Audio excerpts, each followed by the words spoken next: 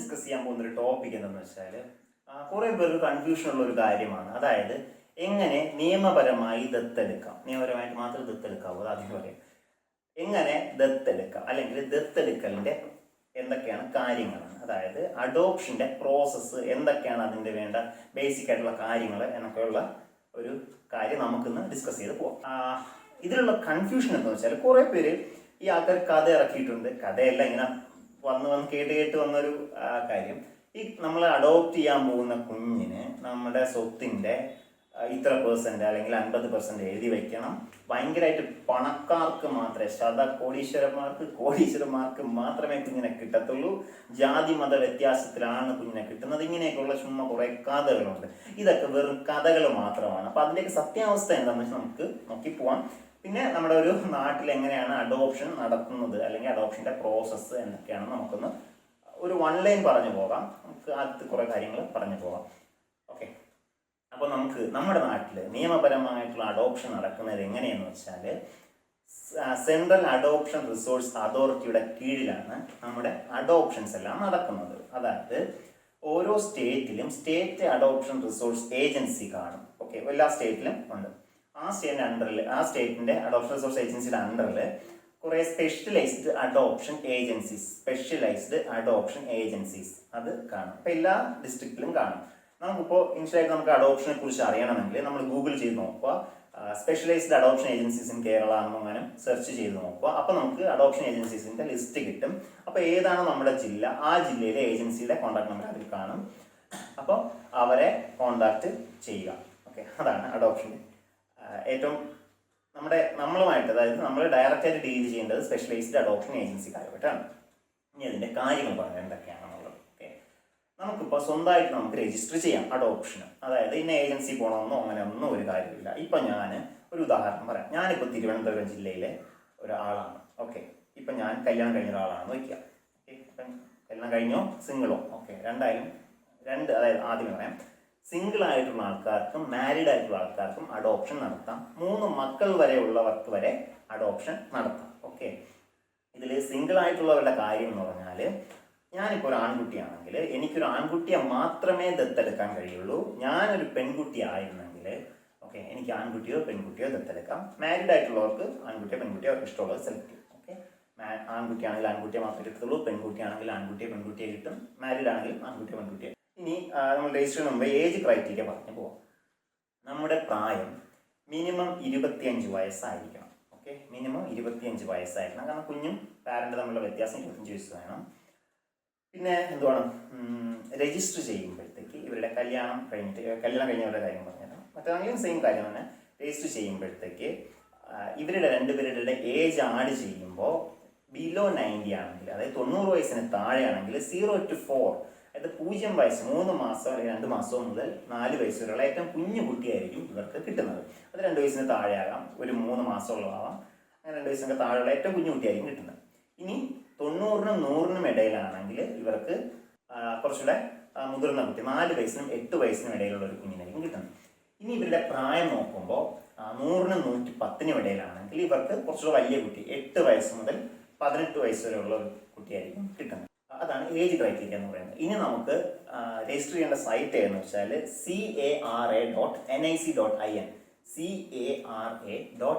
cara.nic.in. ആ site വേണം നമ്മൾ അഡോപ്ഷൻ വേണ്ടിയിട്ട് രജിസ്റ്റർ ചെയ്യേണ്ടത്. അതിൽ രജിസ്റ്റർ ചെയ്യുന്ന സമയത്ത് നമുക്ക് വീട്ടിൽ നിന്ന് ചെയ്യാം, ഫോണിൽ ഇപ്പോൾ സ്കാൻ ചെയ്യാം, ചെയ്ത് നമുക്ക് സൈറ്റിൽ ഇടാം.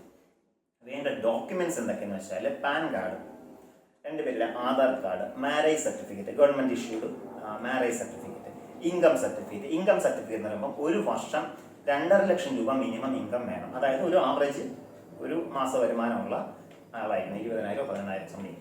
അതായത് ഒരു വർഷം 2.5 ലക്ഷം രൂപ ഇൻകം വേണം. അത് നമുക്ക് കാണിക്കാൻ പറ്റിയത് ഒന്നുകിൽ ഇൻകം സർട്ടിഫിക്കറ്റ്, ഗവൺമെന്റ് ജോലിയാണെങ്കിൽ സാലറി സ്ലിപ്പ്, അല്ലാന്നുണ്ടെങ്കിൽ നമ്മുടെ ഇൻകം ടാക്സ് അടയ്ക്കുന്നുണ്ടെങ്കിൽ അതിന്റെ അക്നോളജ്മെന്റ്. ഈ 3 കാര്യങ്ങളാണ് നമ്മുടെ ഇൻകം കാണിക്കാനായിട്ട് വെക്കേണ്ടത്.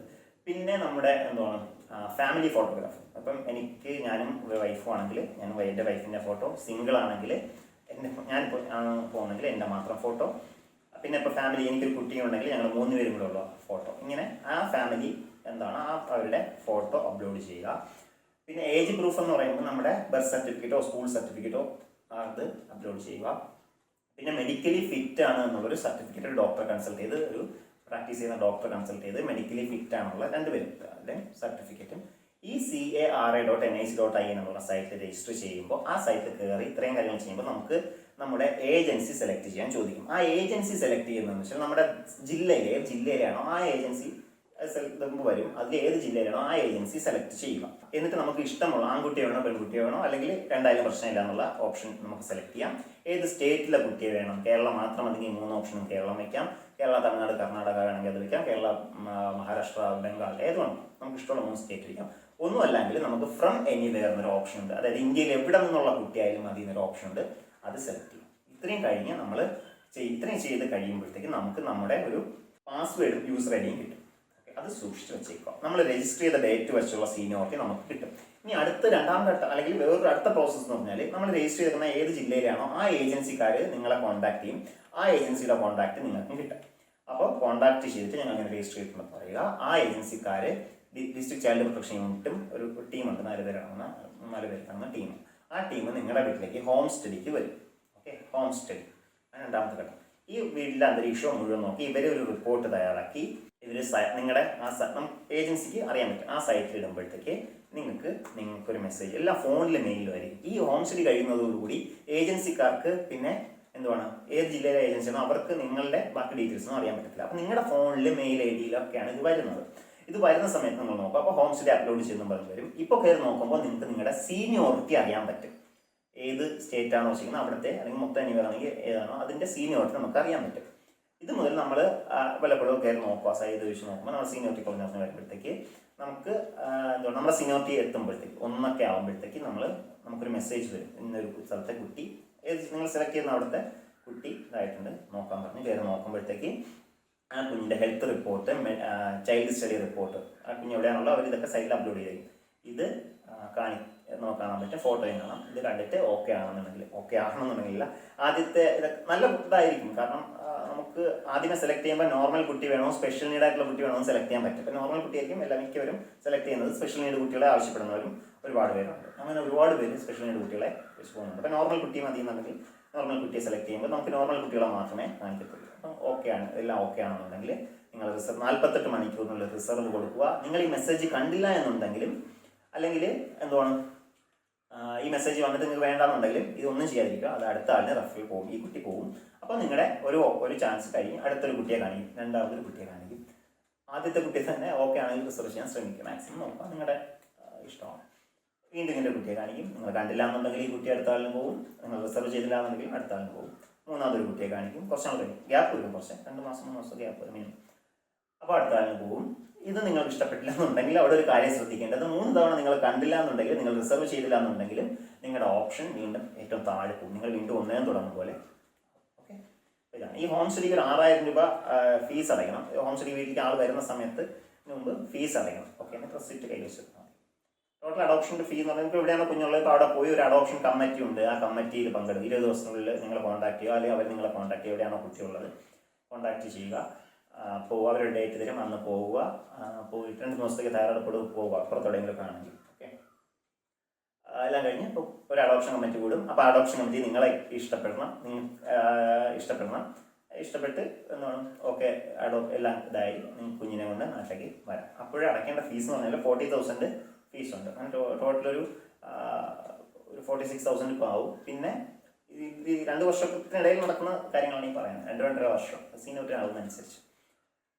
പിന്നെ ഇത് കഴിഞ്ഞിട്ട് 6 മാസം കൂടുമ്പോൾ ആദ്യത്തെ 2 വർഷം നിങ്ങളുടെ വീട്ടിലേക്ക് നിങ്ങൾ രജിസ്റ്റർ ചെയ്തേക്കുന്ന ഏജൻസി, ഇപ്പോൾ തിരുവനന്തപുരത്തെ ഏജൻസിയിലായിരിക്കും നിങ്ങൾ ഹോം സ്റ്റഡിക്ക് വന്നില്ലേ, അല്ലെങ്കിൽ എവിടെയാണോ അവർ നിങ്ങളുടെ വീട്ടിലേക്ക് 6 മാസം കൂടുമ്പോൾ ആദ്യത്തെ 2 വർഷം വന്ന് കുഞ്ഞ് ഓക്കെ ആണെന്നൊക്കെ നോക്കി റിപ്പോർട്ട് സൈറ്റിൽ.